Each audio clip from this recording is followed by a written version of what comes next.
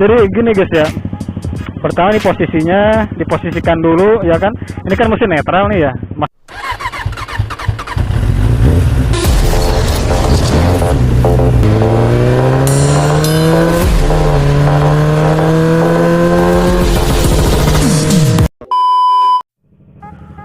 Oke guys, assalamualaikum warahmatullahi wabarakatuh. Balik lagi bersama gua dan Alvif ya. Gimana kabar kalian semuanya?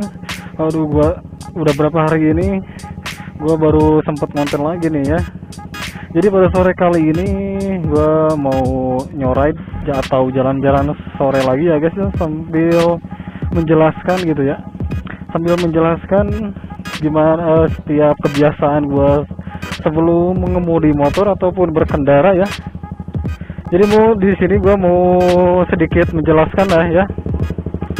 Mau sedikit menjelaskan gimana kebiasaan gua ataupun persiapan nih sebelum berkendara. Jadi teman-teman semuanya, gua udah biasa ya, udah kebiasaan sebelum berkendara. Ya mungkin ini sebuah tips juga ya ataupun cara ya untuk berkendara kan, apalagi kita gua pakai motor sport ya. Jadi gue sebelum melakukan perkendara jauh ataupun dekat ya, katakanlah mau jauh lah ya, apalagi ya yang harus dipersiapkan sih ya, ini sedikit pairing aja ya.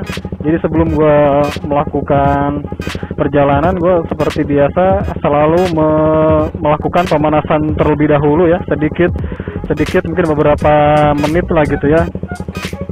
Jadi setelah pemanasan sedikit, kalau misalkan udah agak enak lah ya. Jadi untungnya ataupun kegunaannya kenapa harus melakukan pemanasan dulu.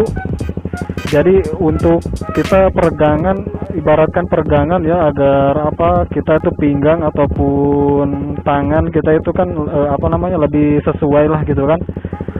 Si otot ataupun badan bisa menyesuaikan dari postur tubuh ataupun dari berkendara, posisi ridingnya gitu guys ya. Oke, mungkin selanjutnya sambil cerita sambil kita jalan aja guys ya. Oke, bismillahirrahmanirrahim. Dan aduh, indikator bensinnya ini udah berkedip ya, jadi mungkin kayaknya sekalian ke pom bensin nih kayaknya ya. Bismillahirrahmanirrahim. Oke guys, kita lanjutin lagi ya pembahasannya dari tadi yang tadi mulai bahas gitu ya. Jadi kegunaannya apabila kita pemanasan terlebih dahulu sebelum berkendara itu, kita bisa menyesuaikan otot kita itu, jadi biar enggak kaku ataupun kaget ya. Kadang-kadang suka ada pegel ataupun gimana lah ya.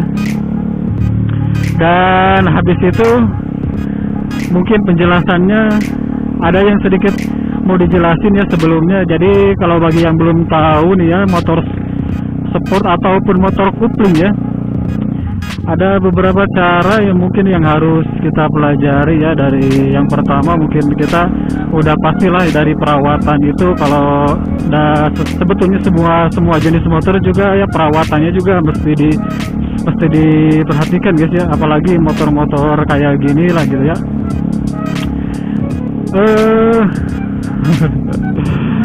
Jadi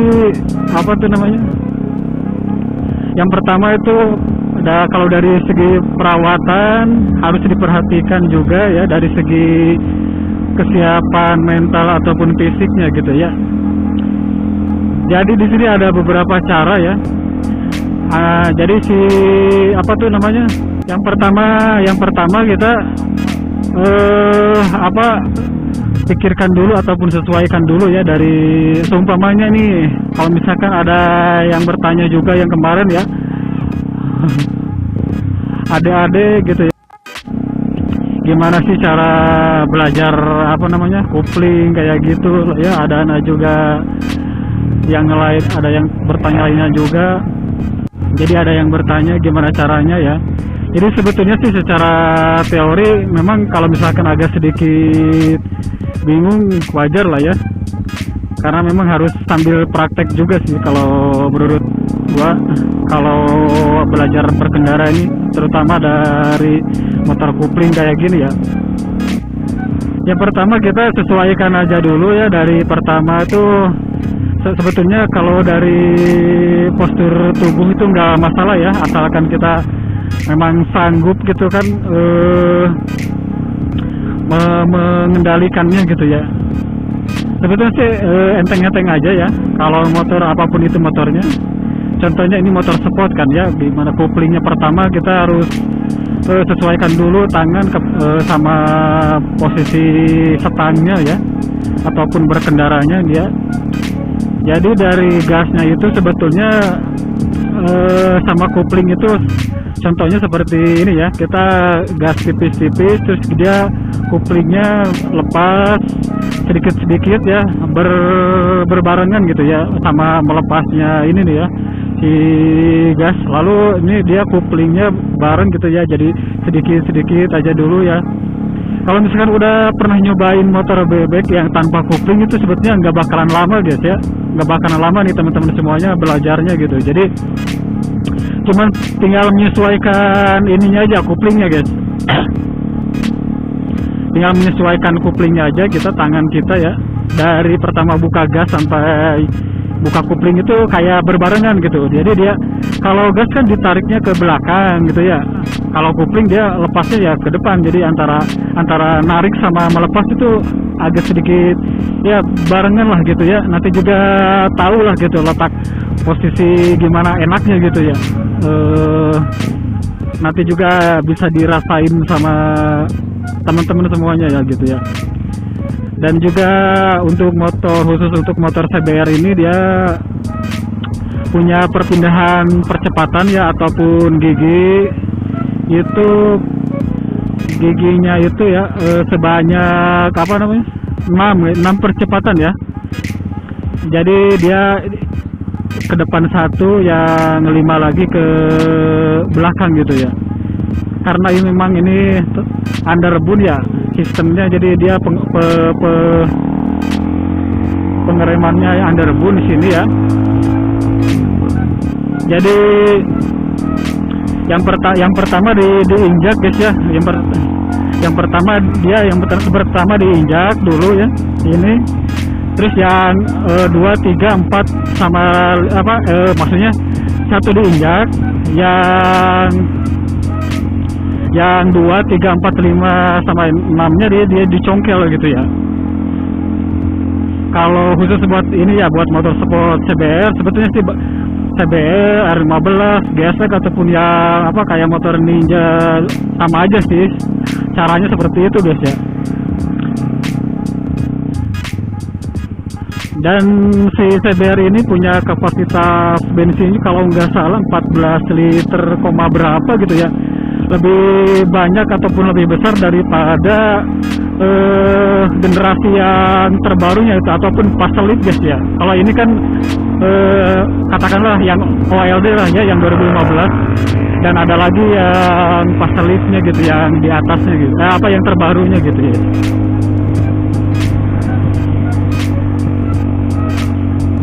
Udah ya, yang pertama itu mungkin materi yang buat pemula, materi step pertamanya gitu ya, cara couplingnya. Mungkin nanti kalau misalkan teman-teman setuju buat random, buat latihan bagi yang belum bisa ya bisa aja sih nanti ya.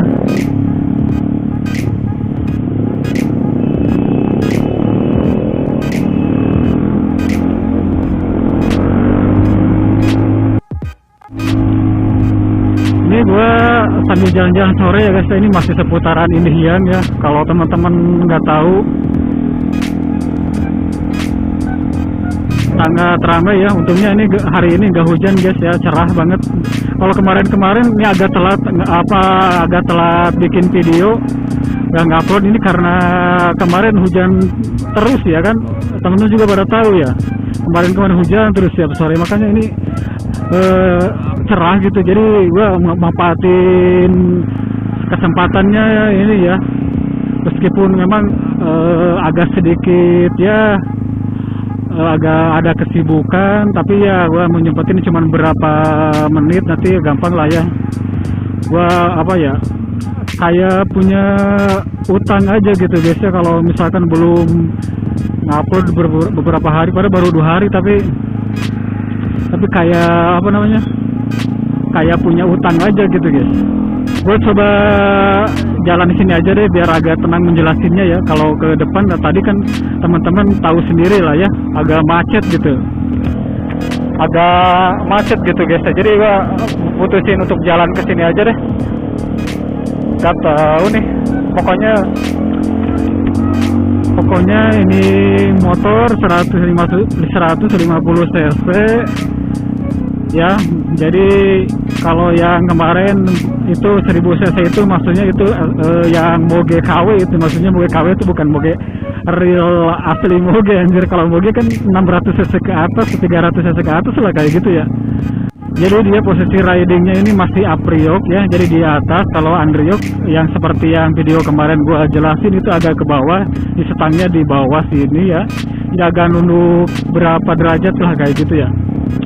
Kalau ini apriok guys, jadi di atas, di up kan gitu, bukan under. Kita jalan-jalan santuy aja sambil jelasin ya. Kalau misalkan ada yang kurang jelas mah ya mohon maaf aja ya. Jadi kalau ini kilometernya guys udah 30.100 30.000 lebih lah ya, masih low, masih ya. Orang padahal ini 2015 ya, tapi baru 30.000 ya. Soalnya emang jarang pakai juga kemarin-kemarin seperti itu ya. Dan selalu apa namanya, rutin servis, ganti oli dan sebagainya lah ya. Meskipun memang ada agak telat sedikit, tapi pasti dipastikan selalu servis dan ganti oli gitu guys ya.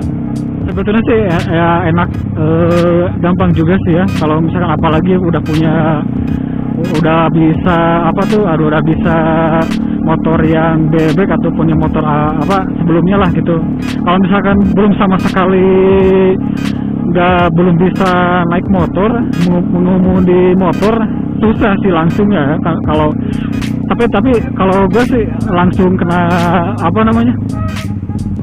langsung belajar itu langsung motor kupling anjir. Kalau teman-teman percaya nih, gue dulu belajar langsung motor kupling anjir, tapi masih gitu ya, gue motornya motor smash ya, tapi smashnya udah di kupling anjir. Percaya nggak, langsung gue nyungsep di parit-parit kayak gini tuh ya, langsung nyungsep gue aja aslinya. Aduh, sampai malu ya. Kalau nggak salah masih di jalan ini ya, di jalan apa ya, pokoknya udah lama sih teman-teman gue tuh masih belajar lah, itu nggak bisa sampai nyungsep. Tapi kalau pertama ya, kalau awalnya sih di terminal Inian lah ya, di situ waktu masih ya baru-baru atau belum masih sepi lah gitu, kayak belum seramai sekarang ya gitu. Jadi belajar di situ, dan juga terus penasaran kan main ke rumah temen yang jalannya kecil terus ramai juga ya. Terus nggak tahu kenapa gue ya tiba-tiba nyungsep main gas, terus gasnya itu memang nggak bisa dikendaliin lagi gitu kan. Jadi apa tuh ya, kayak loncat tuh si motor nggak bisa dikendaliin lah gitu ya, panik. Terus bukannya lepas gas terus rem ya, makanya harusnya kayak gitu, ini malah narik gas lagi kayaknya dulu ya. Kalau nggak salah dulu kayak gitu kayaknya ya.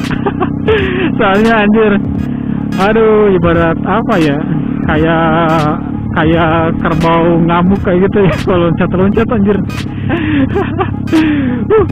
Terus emang seru juga sih ya, banyak kenangannya guys, banyak kenangannya dulu. Tapi ini balik lagi ya sama tema yang tadi gitu ya. Jadi penjelasannya motor kopling itu sebetulnya secara teori seperti itulah ya. Tapi kalau lebih bagusnya sih sambil praktik gitu ya kalau motor mah. Tapi nantilah kalau udah waktunya udah pas gitu ya, pengen random boleh sih gitu kan. Gimana ya, nggak kebayang ya ngajarin belajar motor kopling dari subscriber. gua secara random gitu kan, takutnya pas emak-emak kayak pas emak-emak pengen belajar anjir, kayak gimana gue ngeri juga nih ngajarinnya. aduh serak banget sih. Aduh, nggak kerasa udah sampai sini aja ya guys ya. Jadi pada intinya ini motor itu ya kalian pahami dulu motor yang apa yang mau belajar atau yang mau dipahami nih ya, harus pahami dulu yang mau dipakai untuk belajar, maksudnya gitu ya. Entah itu motor dari kelas bebek seperti Satria FU ataupun Sonic kayak gitulah ya, ataupun Pixen ataupun ya yang agak-agak enteng sedikit lah ya. Jadi biar kita memang sudah siap gitu mau belajar di motor seperti ini gitu. Gak bakalan lama sih, pasti langsung bisa ya. Dan juga gue mau ngejelasin sedikit kenapa gue pilih motor CBR ini ya. Ya memang kalau dulu yang pertama nggak terlalu kita itu harus beli barang apapun itu harus menyesuaikan ini guys, harus bisa menyesuaikan budget gitu ya. Kalau mampunya kita beli motor, misalkan motor ini gitu ya, CBR ya udah gitu, meskipun lebih bagus daripada Ninja ya jangan dipaksain itu kalau nggak ada ya, terkecuali memang ada penghasilan. Kalau memang ada penghasilan bisa kredit ya itu ya up to you gitu ya, terserah itu mah ya. Jadi yang pertama itu, yang kedua memang dia kalau hemat irit mah udah jelas ya, pasti ini irit banget.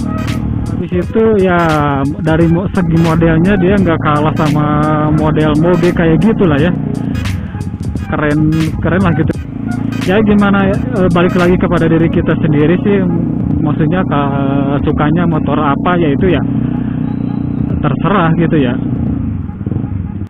Aduh, sebentar guys. Jadi seperti itu guys ya. Coba kalau dilihat dari depan kan memang dia Moge look banget gitu ya. Dari samping juga oke lah ya. Kenapa gua dulu pilih motor ini juga ya. Terus budgetnya juga nggak terlalu menguras, karena bukan begitu sih, maksudnya dulu ya mampunya gue beli motor ini gitu kan, bukannya gak mau motor kayak Ninja atau R25 atau 2 silinder lainnya gitu. Memang mampu juga belinya motor ini gitu guys ya. Ya sama aja sih kalau menurut gue, yang penting mah fungsinya aja sih. Yang penting mah fungsinya aja oke ya, dan mesinnya juga bagus lah ya. Meskipun gue emang belum ada boncengan, gak ada cuman bonceng angin ya, nggak masalah sih kalau gitu ya. Jadi gini guys ya, pertama nih posisinya diposisikan dulu ya kan.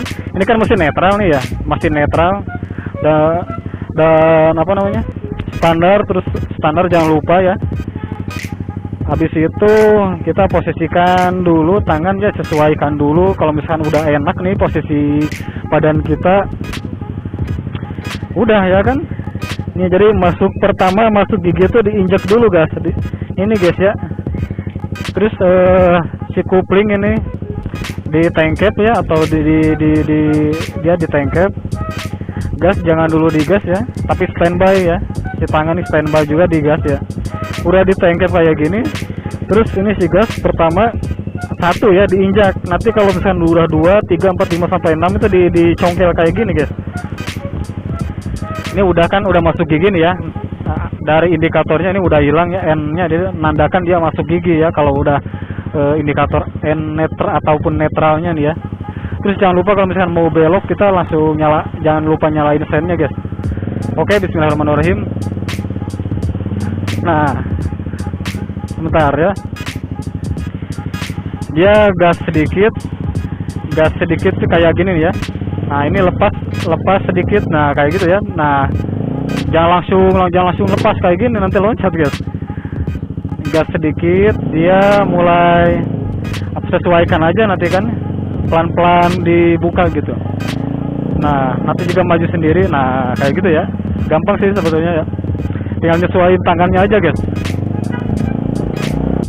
Nah, gampang kan? Udah satu, ini masuk gigi 2. Kalau misalkan kita cuman hanya ya 20 km per jam ataupun ke bawah lah ya, di gigi 2 aja udah cukup sih, santai aja, apalagi macet kayak gini ya. Tergantung sih, kalau misalkan belum minta gigi mah ya terus aja gas gitu ya. Tapi kalau 1 ke 2 mah udah pastilah ya, perpindahan itu harus ini ya kan, perpindahan gigi gitu. Kayak gitu guys ya, malah mati nih motor anjir, giginya gede sih soalnya barusan. Belok kanan aja guys ya, lewat sini nih. Bagaimana cara mengemudikan motor yang baik dan juga apa namanya, peraturan lalu lintas juga harus ditaatin ya, gitu kan. Cara berkendaranya bagaimana gitu ya, udah pahami aja dulu itu ya, baru kita yang kayak yang lainnya gitu ya. Ini guys, enak banget sih ya buat motor CBR ini, yang buat dipakai daily vlog atau buat harian juga, dibawa kerja, kuliah, sekolah ataupun ya. Menurut gue masih worth it banget sih di ini ya, di tahun 2024 juga. Kalau misalkan kalian yang mau punya motor, mau beli motor ya nggak ada salahnya gitu kan milih motor CBR ini ya. Kalau misalkan cukup uang, pengennya R15 P3 Ya boleh itu juga ya. Kalau misalkan uangnya mungkin bisa di bawah itu, boleh pilih ini ya, jadi pilihan, salah satu pilihan lah ya. Kan ada juga tuh ya, banyak selain motor CBR juga, kayak motor Suzuki GSX ya, yang Sport 150 itu. Bukan hanya ini ya guys ya, ada ya apa, Yamaha R15 P3, terus Suzuki GSX dan selanjutnya motor ini gitu ya, CBR itu, entah mau CBR Facelift ataupun CBR K45 ya, ini disebutnya CBR K45A lokal ya 2015. Itu sesuaikan aja sih sama budget. Kalau misalkan ada yang nanya gitu guys ya, mending perbedaannya R15 perbandingannya R15 P3 terus CBR 150 yang ini dan Suzuki GSX itu apa sih bang gitu ya. Jadi perbedaannya sih nggak jauh berbeda ya, cuman kalau dari cc memang kalau R15 P3 dia 155 cc ya guys ya. Kalau GSX sama CBR ini dia 150 cc. Jadi perbedaannya itu dari segi cc itu. Terus yang kedua, kalau misalnya dari segi tenaga udah jelas ya, Suzuki GSX itu memang agak paling kenceng juga sih, yang kenceng lah gitu ya. Terus yang CBR ini dia apa tuh, nyaman buat yang masih pemula-pemula itu ya, nyaman ya, nggak terlalu liar dia. Motor CBR ini nggak terlalu liar guys ya, jinak gitu ya, biasa aja. Tapi kalau misalnya buat sprint ya, buat sprint panjang memang sih enak lah ya. Kalau namanya juga Honda mah emang rata-rata kayak gitu guys ya. Yamaha R15 juga kenceng dia ya, yang R15 P3 bodinya juga gambot, sama tenaganya juga lumayan kencang sih gitu ya.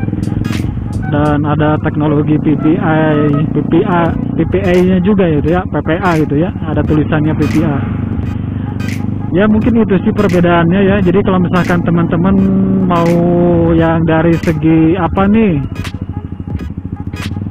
dari segi, kalau dari segi kenceng ya lebih baik pilih Suzuki GSX aja gitu ya guys ya. Kalau yang pengen yang agak ringan-ringan, enteng-enteng ya pilih ini aja nih ya, CBR yang gua pakai ini ataupun Facelift gitu ya, boleh gitu. boleh gitu ya, jadi pilihan juga ini. Aduh, gara-gara macet sama asap jadi lupa lagi gua ngomong apa tadi ya. Pembahasannya sampai mana ya tadi ya. Jadi pada intinya kayak gitu guys ya. Kalau perbedaannya gitu ya, itu mah menyesuaikan aja sih. Mau motor apa dulu ya. Kalau buat motor harian yang enteng juga ya motor ini aja CBR ya kan, posisi ridingnya juga nggak terlalu ekstrim. Kalau yang kedua motor yang tadi ya GSX sama R15 P3 udah jelas dia posisi badannya Agak nunduk guys ya, soalnya dia agak terus under yoke ya. Kalau Suzuki GSX sih masih mending ya, semi gitu ya, yang nggak terlalu nunduk, nggak terlalu juga tegak gitu ya. Dan pembahasannya sampai sini aja dulu guys ya. Mungkin mohon maaf bila ada salah perkataan atau penyampaiannya yang kurang baik mungkin ya. Mudah-mudahan bermanfaat dan juga bisa menghibur teman-teman semuanya ya. Dan ketemu di video selanjutnya guys ya. Gua di pom bensin ini langsung mau ngisi bensin, langsung mau pulang karena ini udah maghrib juga ya. Mau siap-siap juga maghrib, terus ada kumpulan juga. Oke guys ya, terima kasih semuanya yang udah menonton nih sampai habis. Sehat-sehat semuanya, dimurahkan rezekinya. Oke, ketemu di video selanjutnya. Oke guys ya, assalamualaikum warahmatullahi wabarakatuh.